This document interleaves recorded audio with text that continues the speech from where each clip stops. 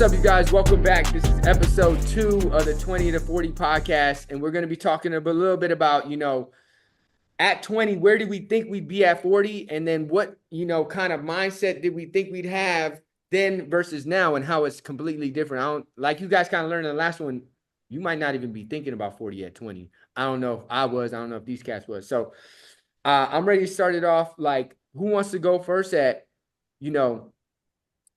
did you ever think about 40? And if you didn't, okay. And what did you think life would look like now versus how it does look now? What's up, mama? Well, just what you described. That's what 40 looks like. Yeah, I think that was That's perfect real. timing. I mean, that's what I'm I gonna thought. leave that in there. I was supposed to lock the door so my daughter wouldn't come out, but hey, that's what's gonna happen. That's my wife just asked me to bring the baby milk. I said I'm doing a podcast.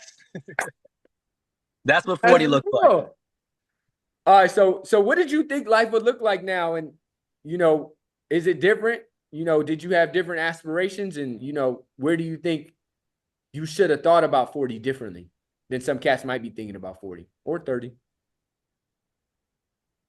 For me, I don't think I could ever envision my life being this great. Like my wife, my kids, I'm looking outside in my backyard to the house I just bought. Like, I don't think life, in my vision, life could be as great as it is now. I could never envision a life like this. And, it, in the military, you're like, I'll just do 20 years and then I'll get a pension check and then I'll go start life, right? But that's not how it worked out for me. I wind up just being like, nah, I'm done after my contract's up. And getting out of the military at that time and really not knowing what to do with life. You know what I'm saying? Like for 4 years, they tell you where to go, tell you what to do, tell you what this. So you get out and you get some independence, and you feel like but you don't know what to do. Like I knew I always wanted to go to school. I never knew what I wanted to go to school for. And I'll tell you, but for me going into the military and then being able to get my GI Bill, I wouldn't have been able to live this life, right? Because I never had to pay for school. So I don't know nothing about student loan debt, which I understand that a lot of people have, you know what I mean? And a lot of people struggle with it. And to me, that is the only reason I'm able to have such a great life is because I don't have to worry about that type of debt hanging over my head. Now I have a mortgage, but that's more of an investment, right? Like, you stay here, you do it, you build equity, whatever. But student loan debt is something that's hard to get back. So I don't even know if I would be in this position for that, to be an attorney and stuff, because it's expensive. School is expensive. I still saw the bills, even though they did them, but I saw the bills and, Crazy expensive, bro. That's why I feel like what my vision of what I saw was just, I was always a person just always trying to make it. Now I'm a person that I would never understand what the value of living and living in the moment, right? Like being able to be present and understand how far I've come and how great it is to now be able to raise my family in a way that, is like, what we grew up with in the 90s when we would see like Family Matters and, Cosby Show, like Black families, affluent professionals raising kids in a way that's in the suburbs. You know what I mean? Like and then to finally come full circle and you start living that life and be able to provide that for your family is just nice. Yeah, that's dope. Like for somebody listening to this to hear that, like it could end up better than you think it does. Like that's like a different perspective, because maybe you only think it can only be this bad, but what if it could end up better than you thought it would be? It happened for Steven. Why couldn't it happen for you? What about you, Sarat? I think Steven, the example of the backyard is perfect. I mean, my neighbors, when they come by and I'm working on the front yard, and we start talking, I be beating myself up, bro. Like, I need more. It's like, dog, you have a house, you have a 6-figure career, you have a wife and a kid, not some, no offense, to niggas, but you don't have baby mamas and kids and all that shit. That's true. So I'm like, dog, like what more can you ask for? I don't again, you got to really live in that moment because I'll be beating the shit out of myself. I need more. I got to get more. And it's like, bro, look at your backyard. Look at your front yard. Look at your neighborhood. I could drop my son off at daycare and I don't have to worry about shit. So, yeah, I think that those are the things that I'm like, damn, I guess like Family Matters and all that's a good example. I'm more of a Full House person, but just seeing like that family environment, that's exactly what I wanted. I wanted the family, the house, the upstairs, downstairs shit, and I got it. So even though I want more, I think I can be happier and stop beating myself up. But yeah, that's what I expected. I kind of got it. I really do like have it. Why do you think cats beat themselves up, and what's been something that's helped you, kind of deal with that? Like for anybody that might be in that place right now, like, man, I thought I'd be here, but I'm like not, or they're beating themselves up over it, which I think is pretty common. I think it's common. I think it's common. Think you just gotta be grateful for what you got. You can't be looking at all these people on the left and right. And I think yeah, I thought it was just me, but yeah, it is more common than I thought that people aren't necessarily happy where they're at with their job, with their relationship. But definitely take the shoes off. You're in your shoes and you're not happy. Take your shoes off and think about what it could be.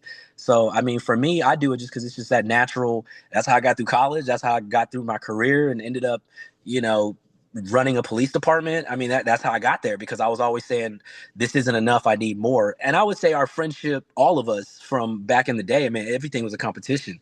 I mean, just when you thought you was the flyest nigga in the group, someone come out with some dope shit, the outfit or haircut, and all of a sudden they taking all the attention away, and so you got to step up. So it was never good enough. You can never sit on your what do you say laurels? Is that the I hear it all the time.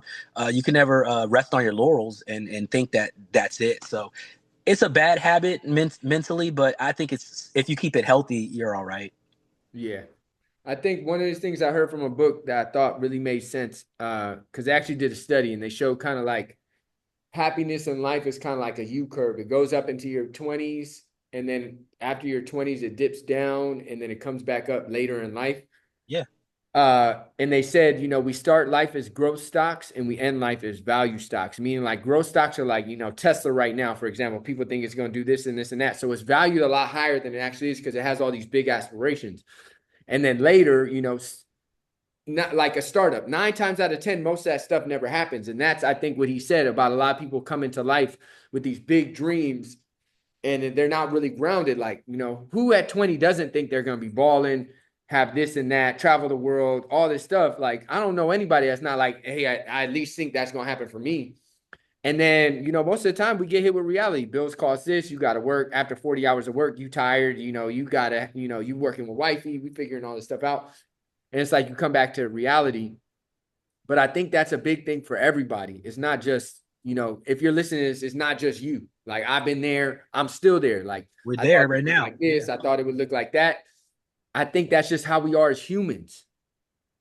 It's not a you thing. It's a, just a I thing. Like anybody that's an I, like a human. And I would just say this: if when I was not happy with where I was at, like when I went through my divorce and just trying to wrap my head around, what does life look like? I got a daughter now that I have to provide for, and she don't care what's going on with me. Food got to be on the table. You know what I'm saying? She needs clothes. She needs these things, right? And she also needs her education. And she also needs her father to be a part of her life, to give her that structure that only a father can give. You know what I'm saying?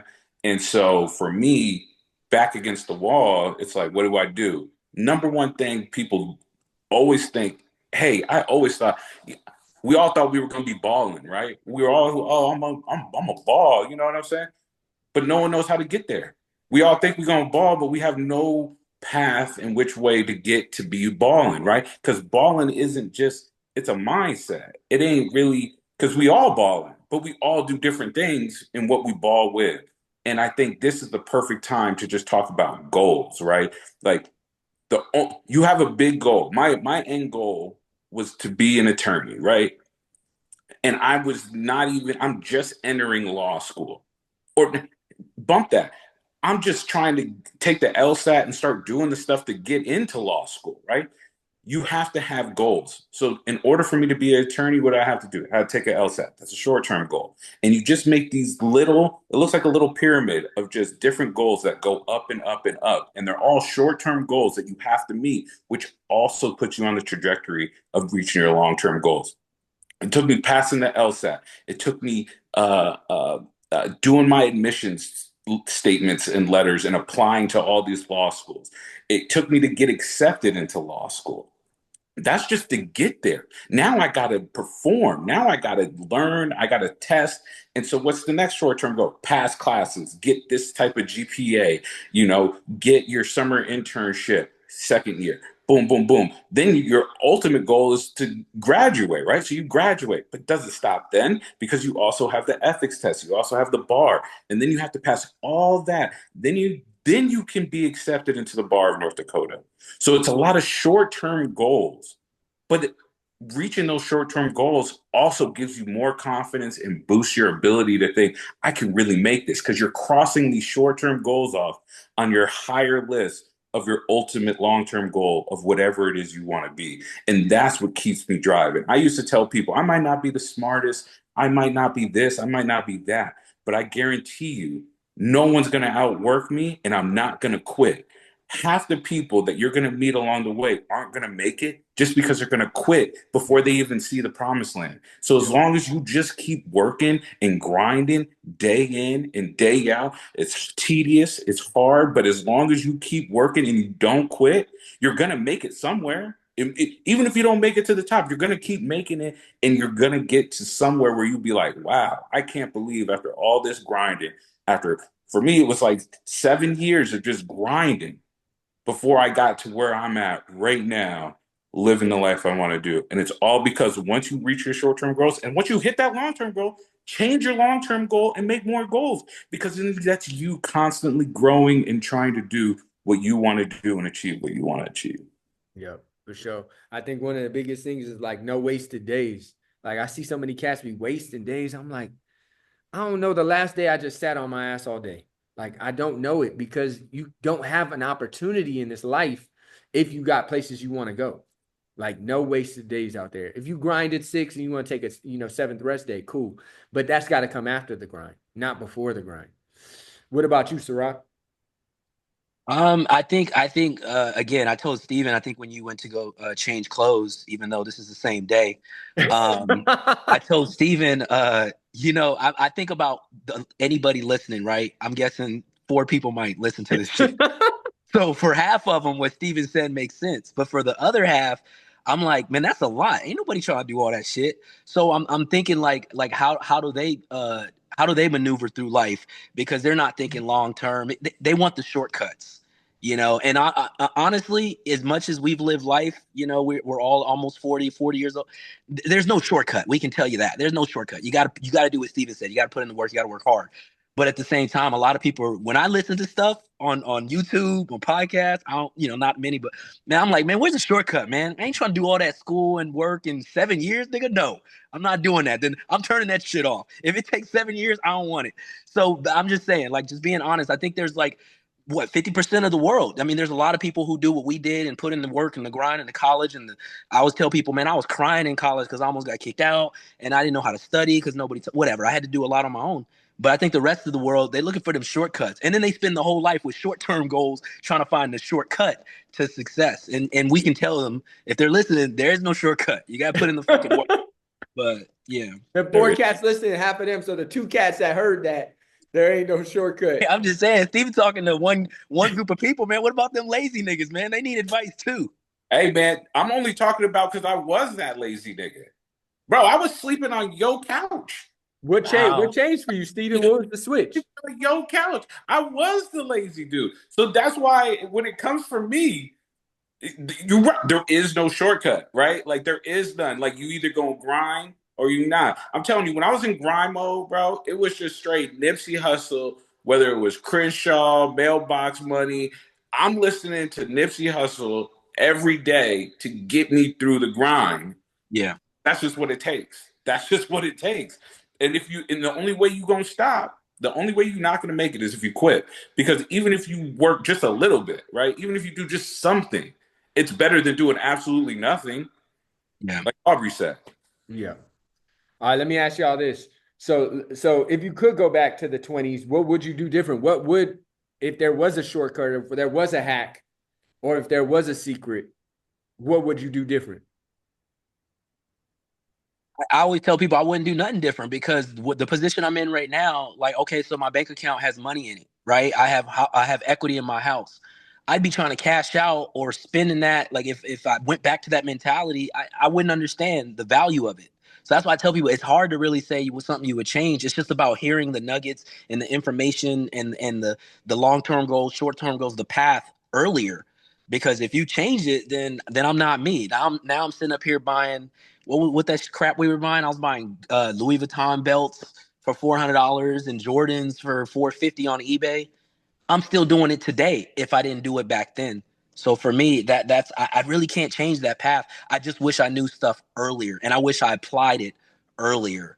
That's all. But all the lessons and the money I wasted, the hotels, $700 a night, bottle service $3,000 for what 3.5 hours. You had to have that. What was your example earlier about the stocks? The stupid, what'd you call it? Stupid tax. The stupid tax has to be paid to really be in the position I'm in right now. It has to. I can't skip the stupid tax. I feel that. What about you, Steven? What would you do different? What if it was a hack? What would you do different? You know, invest in myself, and not just like money and materialism in myself, but like invest in myself mentally.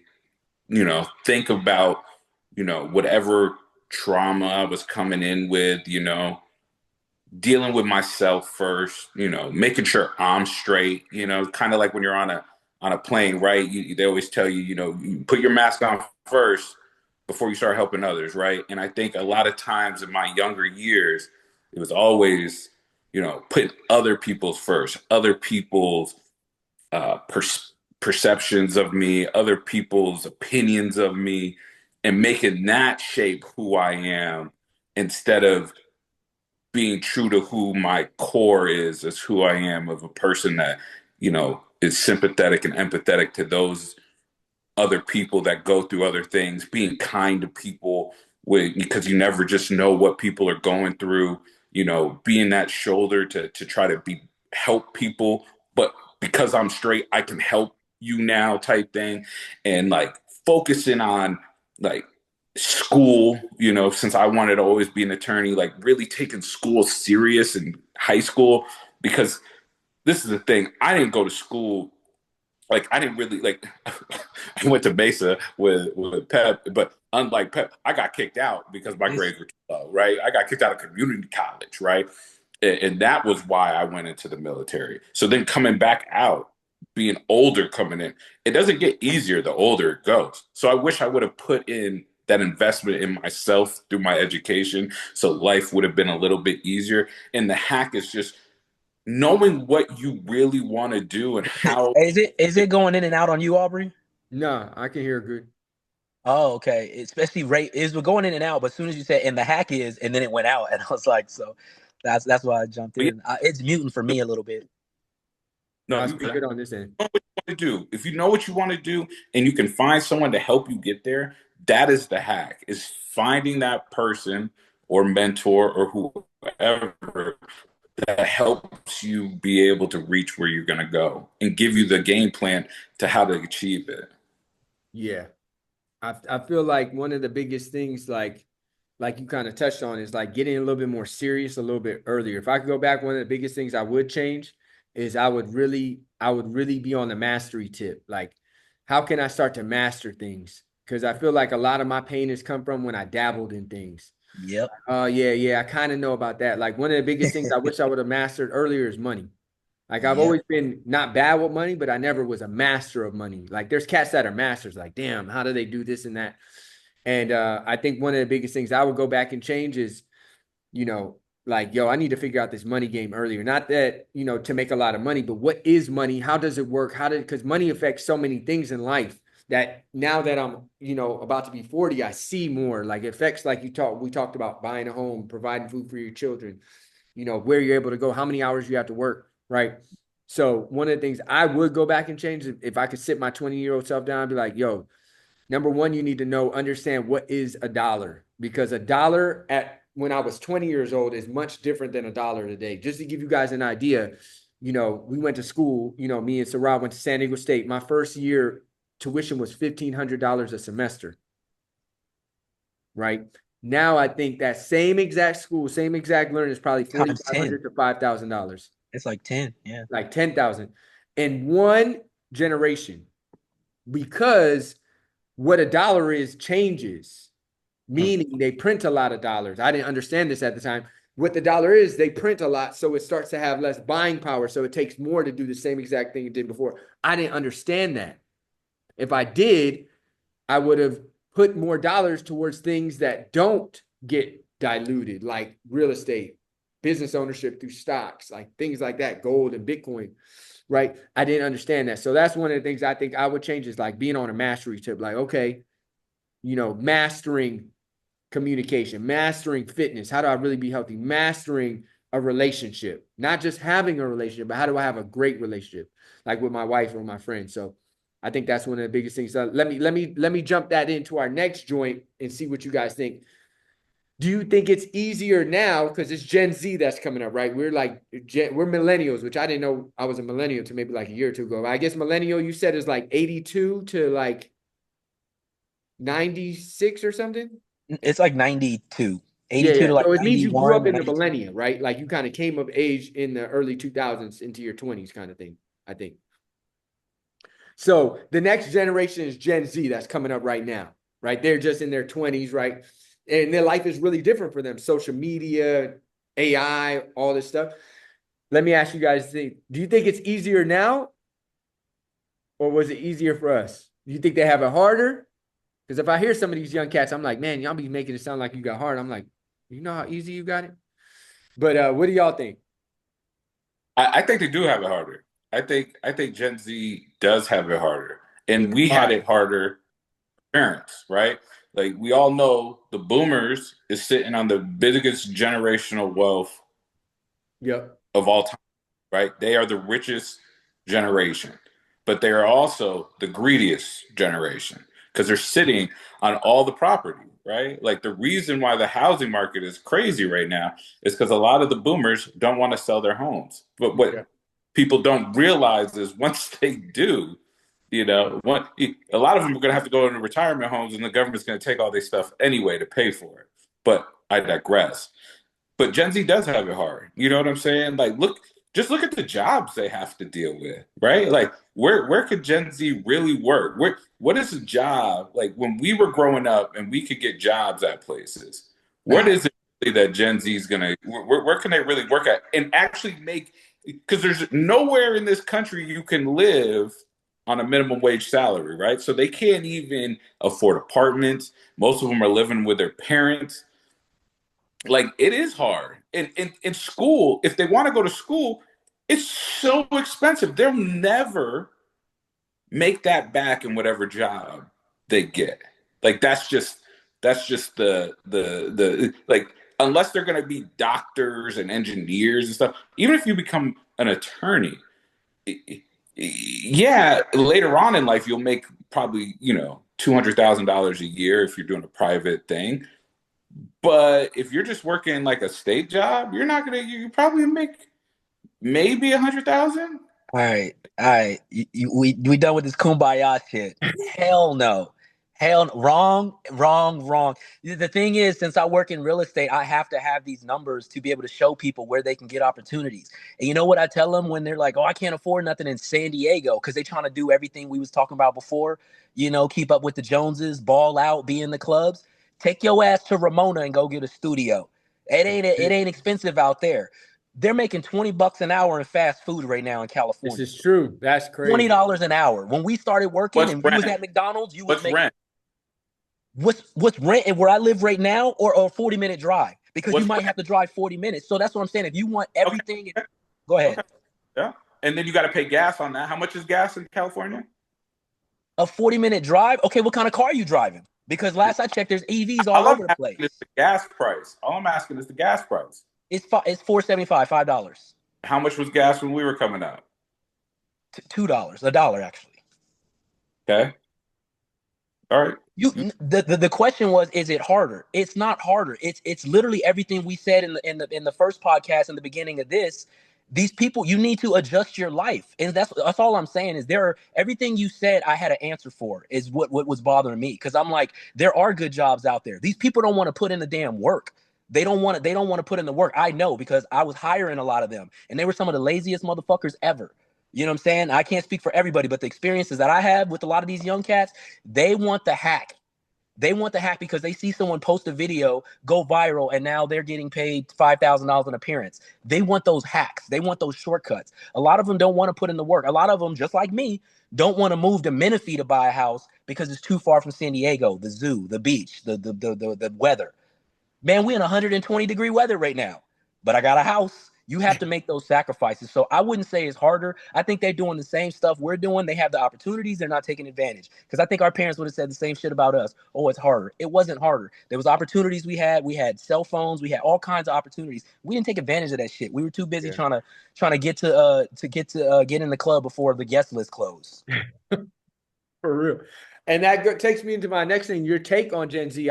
I personally think it is easier now. Like, I think it is easier in a way because there's so much more opportunity now. Like, I don't know about you, but when we were coming up, I don't remember a lot of cats in high-paying jobs.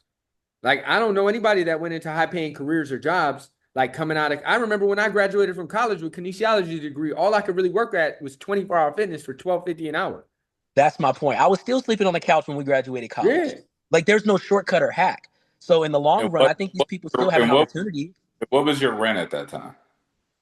Well, we were splitting a 2-bedroom by 3 people. Yeah. Like, cats want to get their own spot at 22. Like, homie, like, you don't get your own spot. I get the inflation part, but what are you saying? Because like I'm saying, if you're sleeping on a couch at one of these apartments, look, I live in Menifee, all right? So the rent is like double less than San Diego. But that's just Menifee. San Jacinto, Hemet, Paris. I don't know their rents because I don't live in those areas, but they are more expensive than Menifee, and we're How not even about that expensive. how about if I pose the question differently? Okay. Yeah. Would you rather start back over at 20 right now, knowing what you know, Oh shit. and go through with Gen Z, or would you rather stay with what you have now at 40, knowing where you're at? Nah, bro, hands down right now, bro. I The would fact do that right now. ChatGPT answers every single question that I ever have, Yep. like, stop. No, I'd rather start right now. Right Right now. now. YouTube videos. We're talking about mastering stuff. The reason we couldn't master stuff because we had to go to the damn library and read fucking 60s encyclopedias. These motherfuckers could put up a 30-minute video and watch hell no, I'd start right now, bro. That's what I'm saying. I'm very, very passionate about these kids don't have it harder this day. They're lazier because of how easier they have it today, in my opinion. Yeah. I think our parents had it harder because they didn't have as much, they didn't have cell phones access like that. These kids got 10 times as much access as we have. If they put in the work, they would be way more successful than us. They want it handed to them. You keep talking about college. I know we disagree on this to some degree, but you did join the military and you don't have college debt. You cannot tell me there aren't. We used to have books with the scholarship offers in there. You mean to tell me these kids is out there writing letters to get scholarships, or they just want school to be cheap or free? Yep. Like, you got to put in the work, man. There's all kinds of opportunities out there. I feel like right now the opportunity to kind of like start from nothing has so much bigger of a payoff than starting from nothing back in the day. In Like, bro, there's people that 2005. start from nothing and just scale it to crazy. Now you might be like, well, that's the few. Well, maybe that's the few that put in the long-term work. I would stay right where I'm at now. I wouldn't go back. Why? The one thing that we were lucky to deal with that I think Gen Z isn't is we got the internet in its early stages, right? We talking MySpace, early Facebook, Black Planet? Instagram, Black Planet. but these kids, they have TikTok, Twitter. They have everything. They have the internet right now is way crazier. And I know you guys are saying, "Oh, well, I could do this on YouTube and I could do this on that," and because I would be, it's flooded. Everyone wants to be an influencer. Everybody wants to stream. Everybody wants to have a podcast. Everyone wants to do these things as get rich money schemes, right? But what has that also brought us? Rise of OnlyFans models, other stuff that isn't really good for society, in my opinion, right? So if everything is about chasing the dollars, this Hold is on, man. So what was the porn dumb. industry when they was making when these girls were when Jenna Jameson was making bank back then? And Okay. you're only talking about one side of it. We're talking Okay. about the access to education. I'm talking That's- about the access to knowledge, not becoming an influencer. Anyone could do it though. All you need is a cell phone and a tripod. Anyone can do it. It does. That's what I'm saying. So that makes it harder. I'm not saying it's hard. Is it harder to? Okay, now this is what we have to differentiate from, right? Is it harder to get started? No. Is it harder to break through? Yes, because there's so much content. There's so much content. But you got to remember that means because there's so many more consumers now, bro. There's so many people on social media. But that's not true. The fact that that's not true is because our population is in decline. So there's actually less. But the thing is, the adoption of social media is increasing. The adoption of technology is increasing. Yeah, I agree with that. But what I'm saying is we're having less people viewing the content just because we have less people. More people. So we need are our dying. first special guest. Next episode, we need to bring on an OnlyFans girl because she can tell you how much money she's making. Because nigga, you out your damn mind. Some of these girls who are nobodies are making like 30 grand a week, bro. You're tripping. Yeah, some are. What? Absolutely nothing. And some are maybe absolutely nothing. That's what I'm saying. The game, so for those, what I'm saying is then they can go to YouTube, but we were saying there's a video on everything. Do you want to be a carpenter? Do you want to be an electrician? Do you want to be a plumber? I literally fix my home. We're all homeowners, right? I literally fix my house every weekend by watching YouTube videos over and over again. That access is something we did not have. We had to go to the library, go through the damn Rolodex and find it, and then read it, and then highlight it. You can control F everything you need on ChatGPT or the internet. They have more access to education. So we don't want to get stuck on OnlyFans, but that's literally. Yeah. Actually, access to information is way easier. I'm not disagreeing with that. So how would that make life harder? I'm saying, all those YouTube videos you watching on your home videos on fixing anything, how many videos are there and how many videos are you watching? That's just one part of it. I'm talking about for the person who wants to do something with their life. You're making my point. No, you're making my point. Because how many videos are there that you're looking at? Thousands. Right? How many are there in the search results? Thousands, right? Thousands. Compared to how many you actually watch. Depends on what you want to do. If you want to master something, we're saying you have more access to thousands of videos. You didn't have that 20 years ago. Right. And I agree. That's a bad thing. So let me ask y'all this to finish it out. Waters it down. That's what I'm saying. So let me ask y'all this to finish it out. The fact that you want to be a master in something, the one thing that makes you stand out is exclusivity. Having a stranglehold over that mastery, right?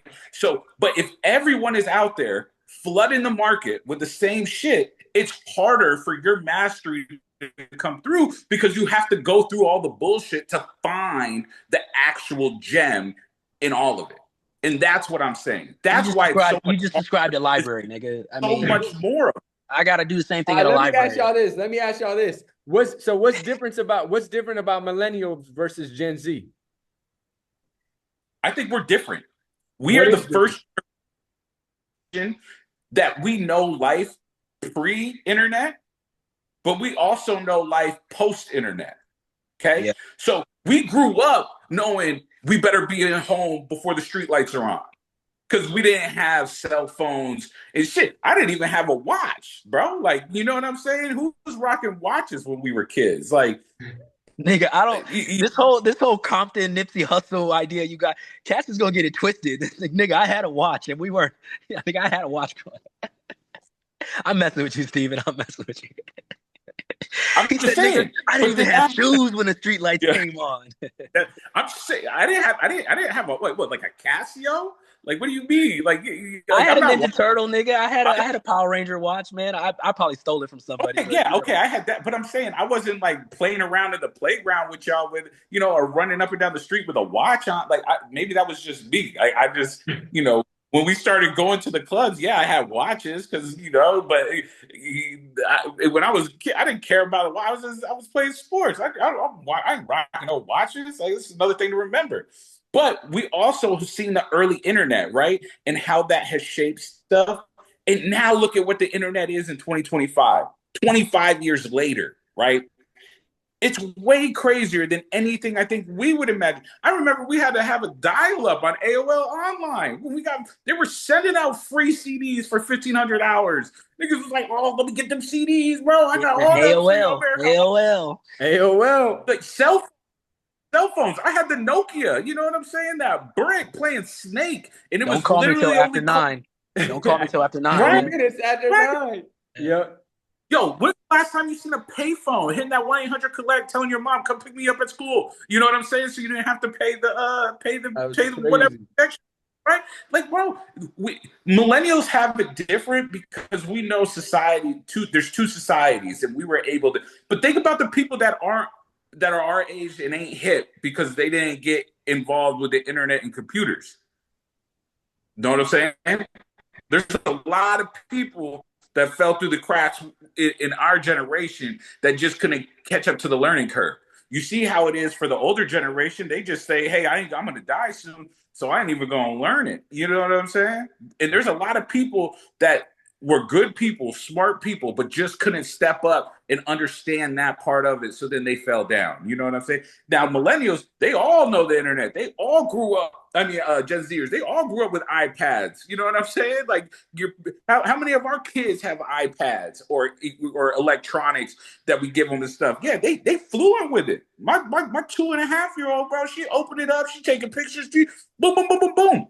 They all know it though. You know what I'm saying? Not all of us knew the internet and computers like that. They all do. So You're it's right. even harder They got for it that harder. part. They got it harder. What about you, Sarah? What's different for millennials to Gen Z? To be honest, again, I like how I hear what Steven's saying. I see how like hard and easier can be interchanged. I really do. But I think I think life is easier for them. I truly believe life is easier than things are in the palm of their hand. Like I said, we had to literally get a ride or a scooter to a library to do a book report. Like things that we had to do, they just don't. They'll never have to go through that. And I love that point because I've talked to people about that, Steven, how, man, we were right in the middle, bro. We like got cell phones toward the end of our, teenage years, not the whole time. So I think we millennials, we really got a good balance. I think, obviously we're biased. I think we're the best. I really do, because we have that balance of the new technology of the world, and we still understand when a 60s or 70s adult is talking. We understand that. The respect, the yes sir, no ma'am. We won't get into the politics of all that other confusing shit going on in the environment for Gen Z. But technology wise and opportunity wise, I just feel like our separation comes from, man, we really had to, I think, put in a lot more work to get access, knowledge, education, training, and they have it at their fingertips. So life just comes a little easier to some of them, and some of them can't translate it into when they need to turn on that hard work switch. I Yeah. think we know how to go from Google and ChatGPT to, man, let me confirm this in an actual book that a doctor or professor wrote. I think we know how to go back and forth. They don't. Yeah, I think one of the biggest differences is kind of talks to that is like there was a certain amount of work ethic that was built in when you had to do chores, right? You had to go find things. You had to, bike to school or take the like city bus and walk to the thing versus, getting dropped off, searching on your phone, right? Don't have a job until after college versus in high school. I feel like just one of the biggest differences I see is the work ethic, the willingness to grind, because if you can take that the thing is where I think it's easier, and maybe it is because we're biased in my head, if I'm like, if you take the willingness to grind that I feel like millennials had because of where we came from and put it into all the opportunities now, you blow up, right? Because with the skills and the tools that are out there, if you just put in the work, it's going to blow up. But I feel like sometimes if you don't have that connection to hard work, that connection to getting a job in high school and working for $8 an hour and seeing your check at the end of 20 hours of work and being $110, you kind of realize, hard work needs to get a lot harder and a lot smarter for me to make it where I need to go versus just asking your parents for lunch money. Like, you can't understand where money comes from because of the work to the money doesn't match. And I think that's maybe one thing that we were blessed with because of some of the abundance that came in the last 20, 30 years. A lot of the Gen Z have in my experience, a better economic situation from their parents than we inherited from our parents. So maybe they didn't have to work in high school. Maybe they didn't have to get a job through college. Maybe they didn't have to move out at 18. Versus I feel like for us, it was like, 18, it was time to be out. You in school, you working all the way. Like, you working as you in school because that was the only opportunity. There wasn't stay at home till you 22, 23. And maybe you do them or not. And I would say, because I know out of the 4 listeners, somebody probably dipped out on us a while ago. So to the 3 listeners that we still got, all our parents were military. I for some reason that never dawned on me. All our parents were military. I also think that puts us in a different. There was a lot more military parents back then, I think. Yeah, it was a lot more military. I was going to say, Stephen, maybe you could speak to this. I don't know. I saw less and less, at least tough Marines and coming in when I worked for the military. I'm seeing less and less of that mentality that our parents had.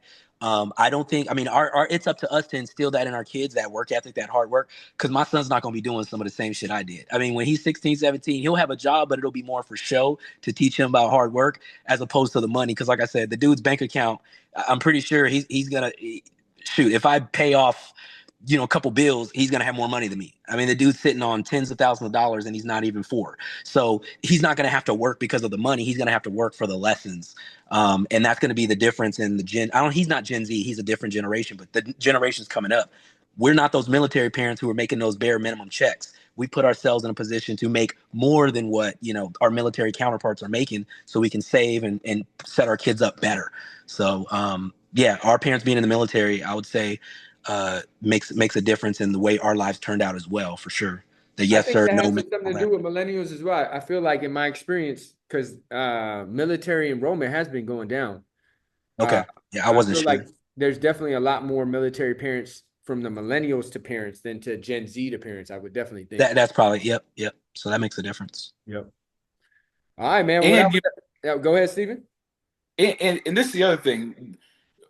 Our parents got free housing, so we were living in military housing, which military housing is cool, right? Yeah. Just look at how many lawsuits there have been against military housing, like Belfort Beatty, because of just, they have mold in places, lead in the water, stuff like that, right? Like, so while, for us being a kid growing up, even as a teenager growing up in military housing, like, it seemed great. But that was just something that was part of being in the military. And because not, like you said, not a lot of people serve in the military. So a lot of people's parents don't own their homes either. A lot of people are renters, right? Like, there's a lot of renters out there, and wealth and income inequality is at the highest it's been since the 1920s. So there's a whole lot less. A lot of people have a whole lot less than they did back then, right? So it's just poverty is one of those things that's just expanding. And if you luckily we got in at a time where we got to get in when the getting was good, really, right? And now things are starting to change in a way that it's just harder to get in because the gettings ain't as much as it used to be. All right, well, that was your second episode, talking about kind of like Gen Z versus millennials, what we wish we would have knew then, if there were any hacks, what are the hacks? And kind of like, what is the difference between Gen Z and millennial? Who might have it better, who might have more opportunities. But that was the second episode. As always, share this. We really appreciate when you share it with your friends, family. If you got value, sharing it with value you got. If you got other questions or other topics you want us to cover, let us know. Until next time, the 20 to 40 podcast. Let's get it, y'all.